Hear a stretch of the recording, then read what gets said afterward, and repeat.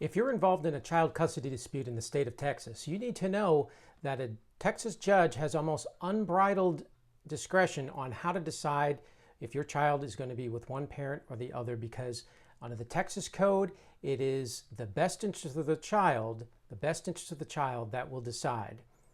But what does that mean? What do judges look at when they're considering the best interest of a child? That's the topic of today's video.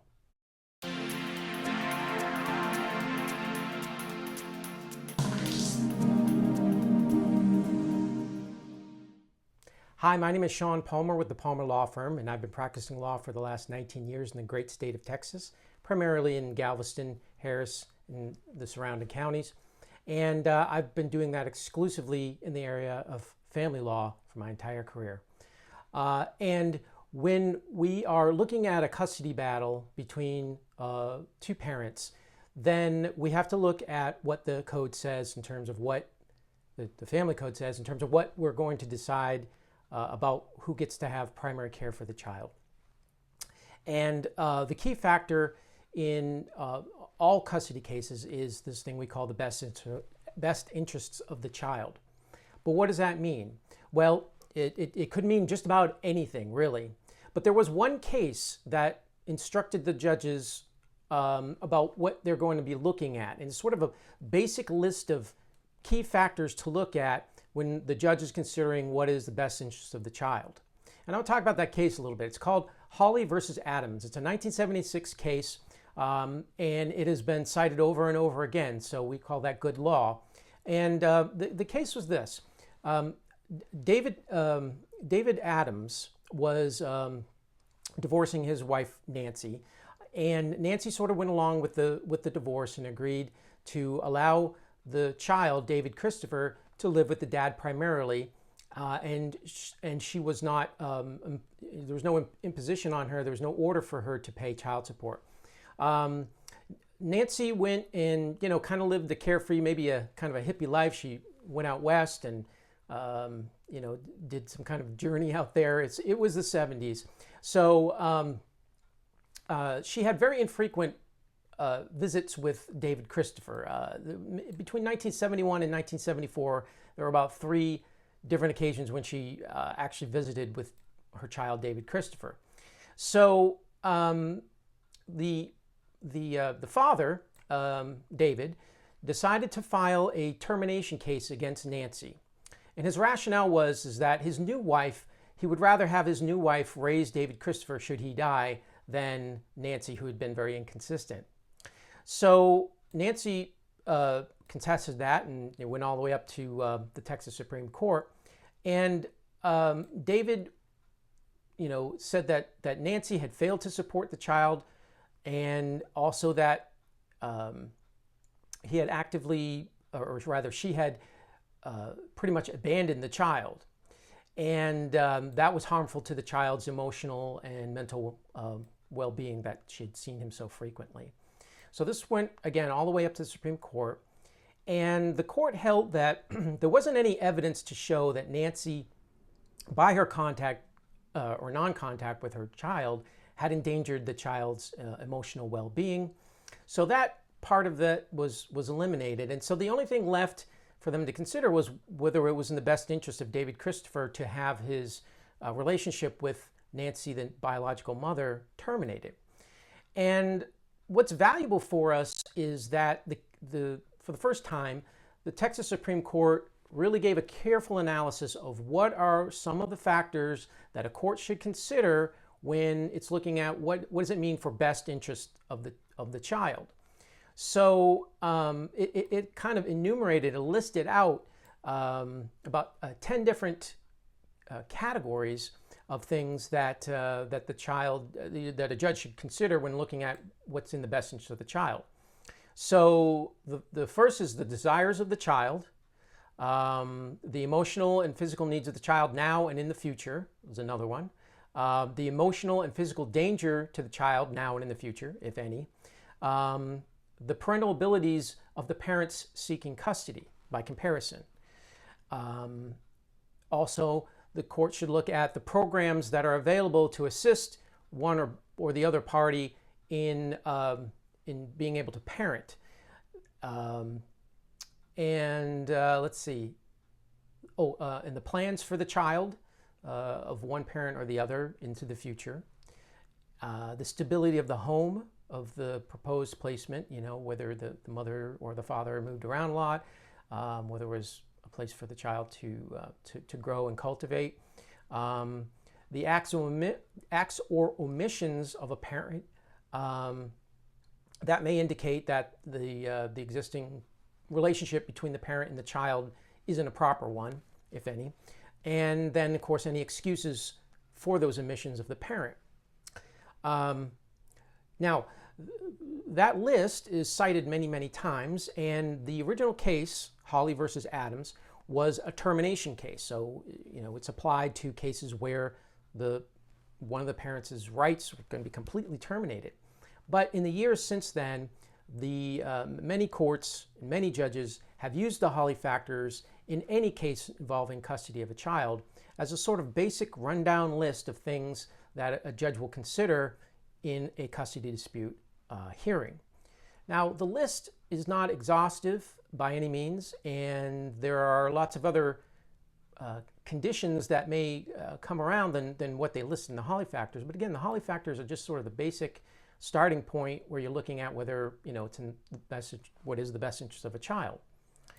And again, it gives the judges some guidance in this broad discretion they have about deciding what is best interest. Judges really don't want to have a lot of discretion. Sometimes they do, but mostly they would like some direction to go into. But that list, that Holley factors list, is really for a termination case. So when you're looking at a kind of case where you've got two parents who are basically fit parents, and by the way, we have a fit parent presumption now that must be overcome.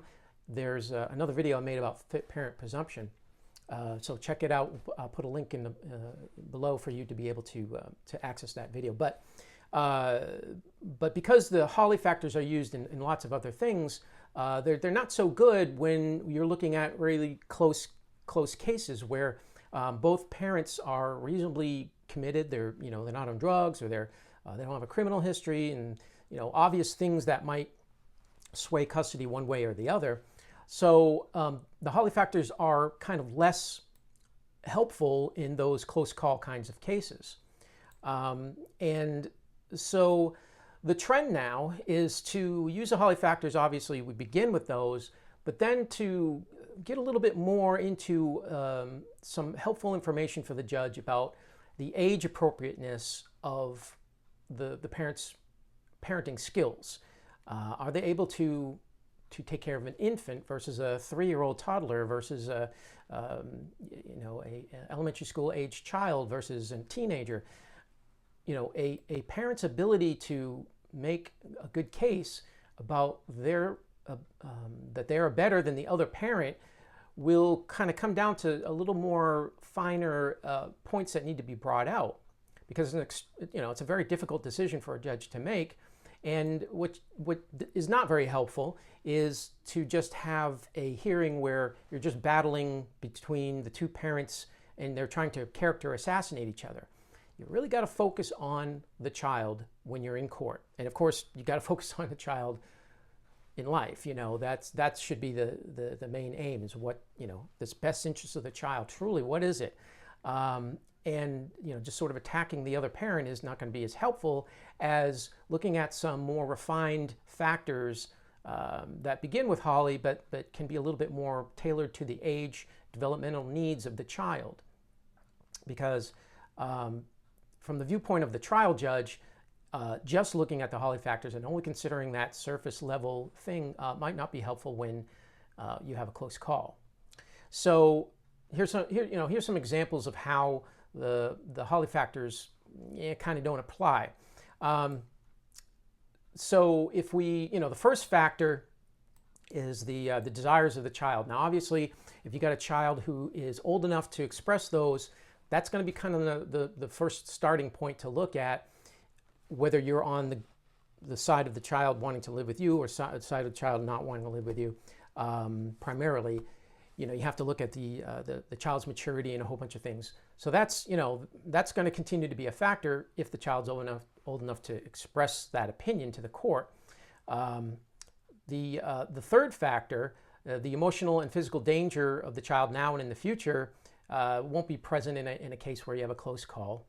The parenting ability of the individual seeking custody is, again, that's a great opportunity to look at as you're doing your custody cases, is that you have the better ability than the other side to parent the child at that stage of development. You know all about the stages of development, and you know what it takes to take care of, say, an infant or a teenager. The fifth factor, where we talk about programs available to assist parents, that also can be used to enhance your case, to say that there are opportunities for education where you live, or the child will have daycare opportunities and things like that. That certainly can enhance. The sixth factor, when you have plans for the child, that again, that is a huge deciding factor. The stability of the home would be a big factor when you're looking at two very close calls on custody. The omissions of a parent in parenting the child in the past, not likely to be seen in a close call case. Again, we're assuming that both parents are reasonably fit and didn't have CPS called or what have you.